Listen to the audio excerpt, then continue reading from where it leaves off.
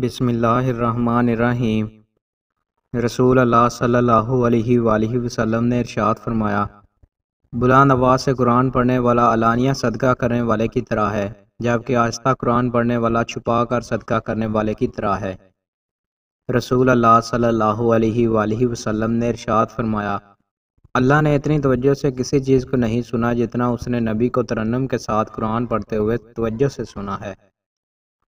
رسول اللہ صلی اللہ علیہ وآلہ وسلم نے ارشاد فرمایا، قرآن اس وقت تک پڑھو جب تک تمہارے دل اس پر متوجہ ہوں، اور جب تمہارے خیالات منتشر ہو جائیں تو پھر اسے پڑھنا چھوڑ دو۔ رسول اللہ صلی اللہ علیہ وآلہ وسلم نے ارشاد فرمایا، حافظ قرآن بندھے ہوئے اونٹوں کے مالک کی طرح ہے، اگر وہ اس کا خیال رکھے گا تو اسے روکے رکھے گا، اور اگر اسے چھوڑ دے گا تو وہ چلے جائیں گے۔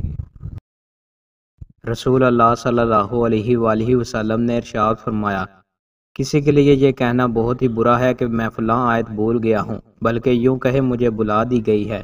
قرآن یاد کرتے رہا کرو، کیونکہ وہ آدمیوں کے سینوں سے نکل جانے میں کھلے ہوئے اونٹوں سے بھی زیادہ تیز ہے۔ رسول اللہ صلی اللہ علیہ وآلہ وسلم نے ارشاد فرمایا، قرآن کی خبر گیری کرتے رہو، اس ذات کی قسم جس کے ہاتھ میں میری جان ہے، وہ قرآن سینوں سے نکل جانے میں اس اونٹ کے نکل جانے سے بھی زیادہ تیز ہے جس کی رسی کھل چکی ہو۔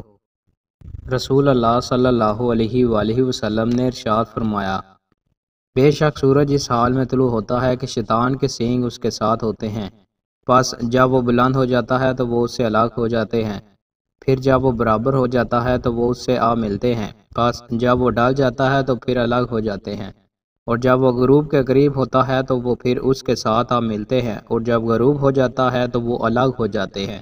اور رسول اللہ صلی اللہ علیہ وآلہ وسلم نے ان اوقات میں نماز پڑھنے سے منع فرمایا ہے۔ دوستوں، مزید اچھی ویڈیوز کے لیے ہمارے چینل کو سبسکرائب لازمی کریں۔ بہت شکریہ۔